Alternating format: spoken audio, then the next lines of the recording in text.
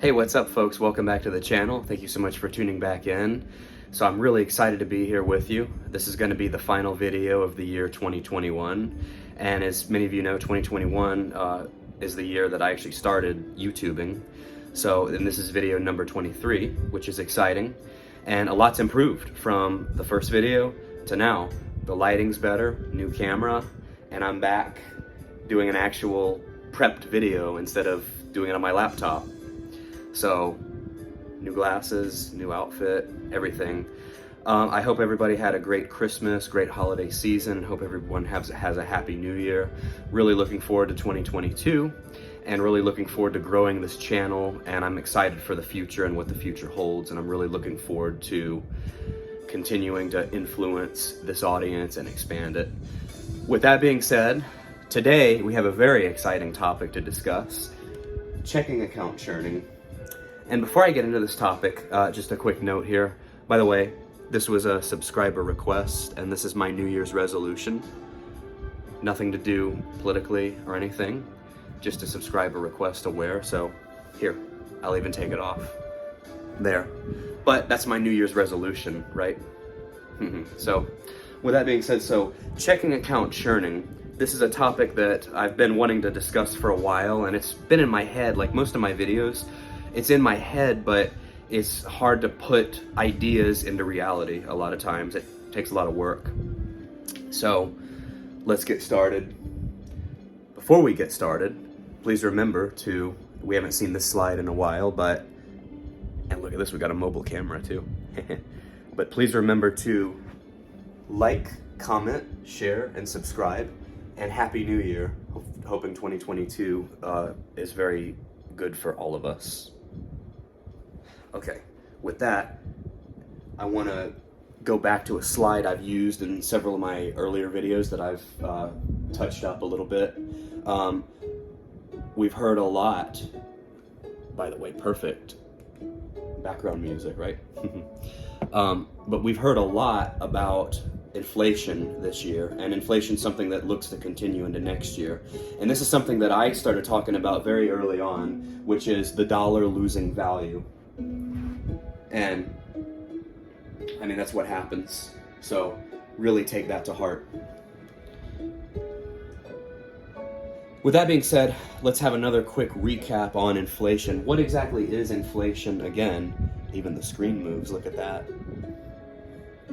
So inflation is actually a normal event. Hope everybody can see this.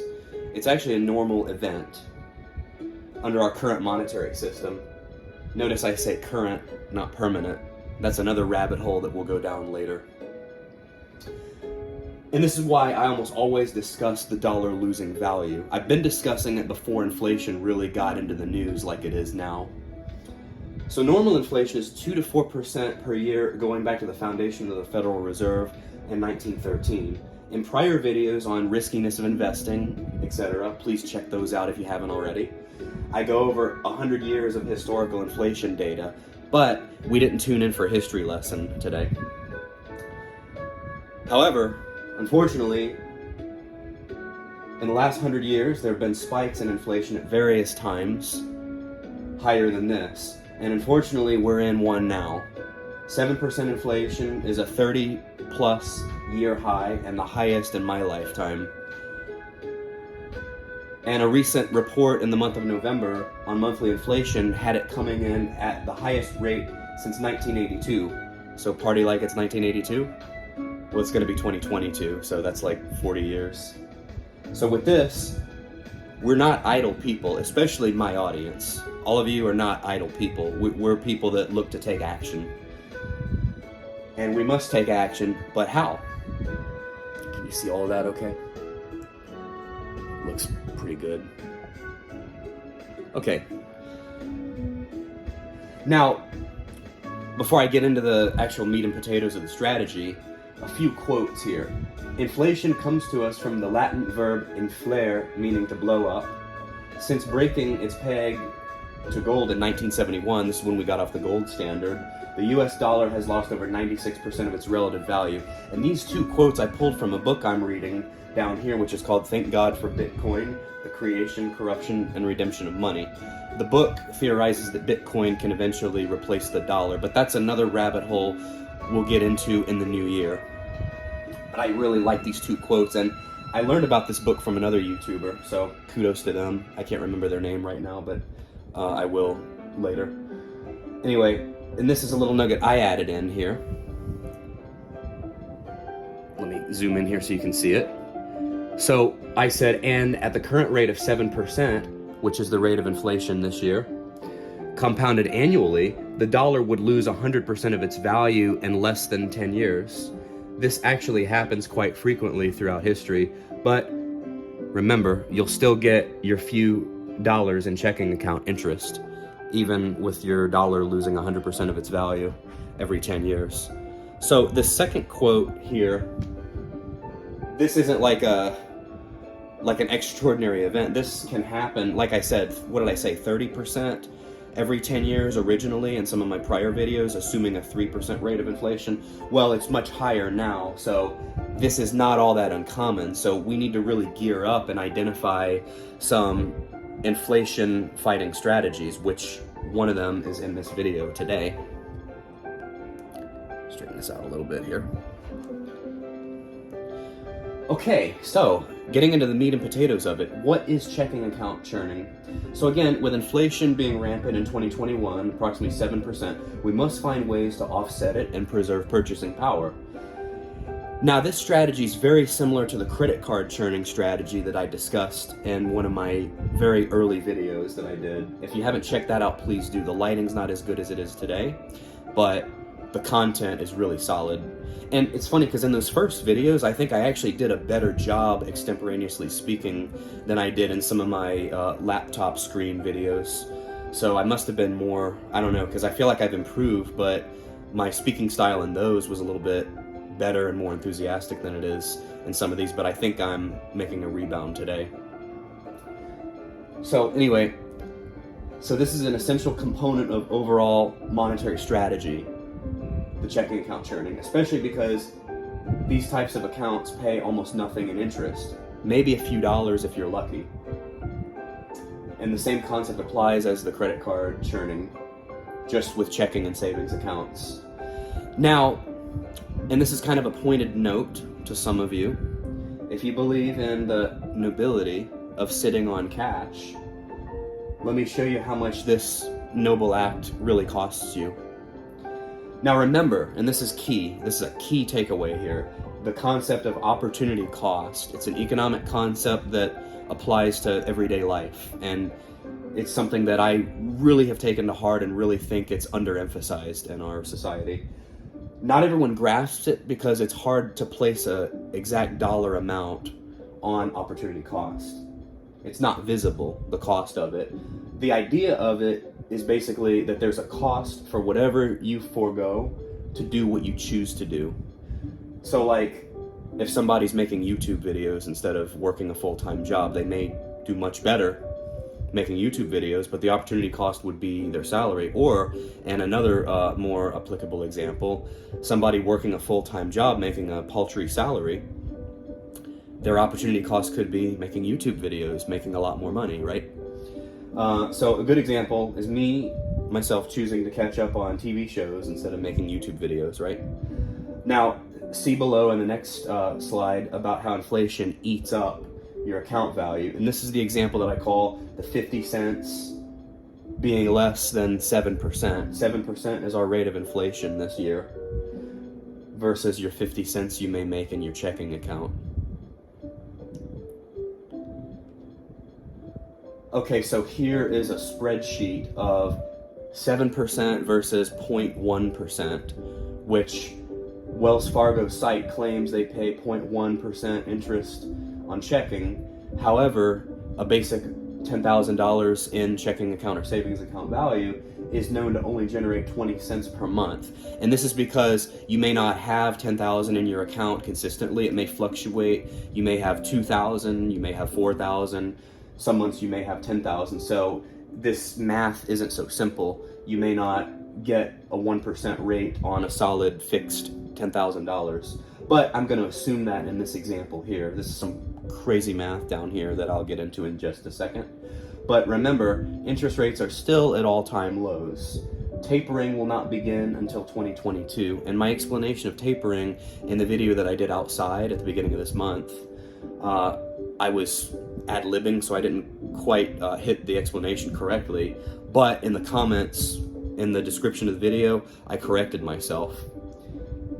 So watch that if you haven't already. That was the one where I talk about Omicron, and that video was oddly prophetic because we now see that Omicron has become a big thing, although it seems like the symptoms are still not as severe, thankfully, as earlier variants.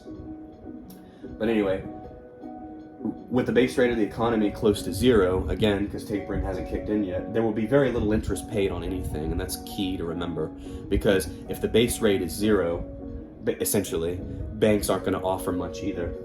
So in this example, take a balance of $10,000. If you assume no inflation, which unfortunately is what most people assume when they indulge in this kind of strategy, they're just looking at what they might make without inflation. Now, if you got this rate compounded annually of 0.01%, you'd make basically $100 a year compounded until at the end of 10 years, you'd make $1,000, which quite honestly, in 10 years is nothing.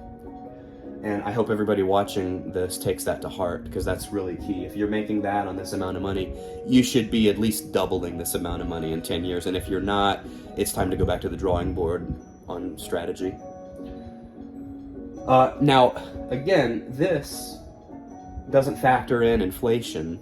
So with a 7% inflation, which we're probably not going to have that much every year, but just saying worst case scenario, say we do, say the printing presses are still turned on full force at the Fed, and inflation just continues with money gushing out into the economy, say inflation continues at this, and if there was no interest, this is like a sort of like a matrix, like this is like best case scenario, worst case scenario, but these are not real, because there's never going to be all inflation with no interest, and there's never going to be all interest with no inflation. So really in the middle is what you would get. But just saying hypothetically, this is what your checking account value would erode to every year with 7% inflation over 10 years. And this is in terms of purchasing power. So the example I gave about opportunity cost, you're not going to see your checking account worth this dollar amount at the end of 10 years, but that's the purchasing power you'll have in terms of this. You would still see, if this did nothing, you would still see the $10,000, but it would only buy in today's terms this number. This is a really difficult concept for people to wrap their head around, but it's very important. This is your purchasing power that you would have. Let me zoom in here so that you can see it. That's what you would be year 1 to year 10. That's what you would be down to. Now, if you look here, in the middle, and again, 7% in red versus 0.01 in green. So this is if you were to, hang on a second. If you were to, camera's a little crooked here. Bear with me here.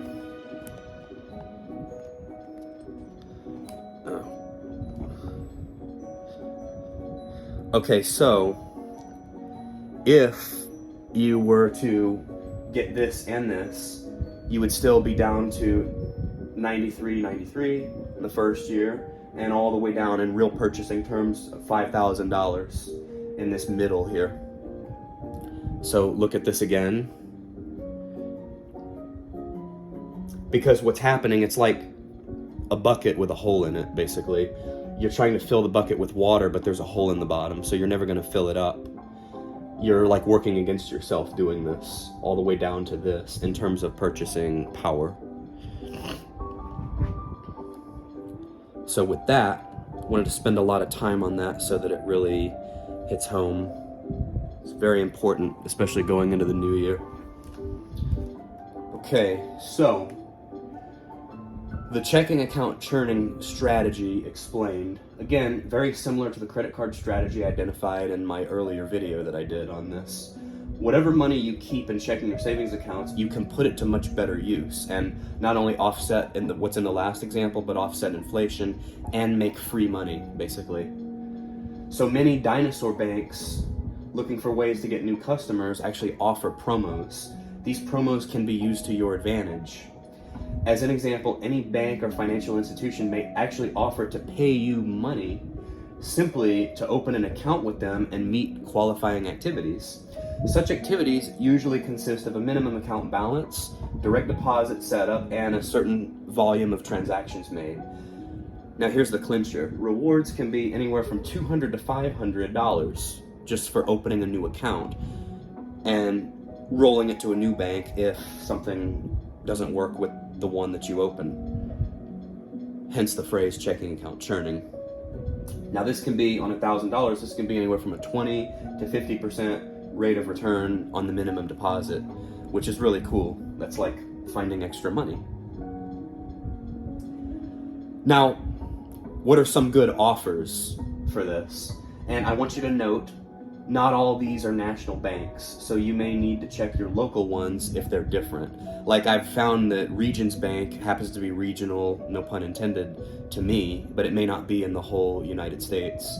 So check your local banks, because not just the ones I mentioned here, but many banks actually offer these promos. And like if you use Credit Karma, it's the same thing with credit cards.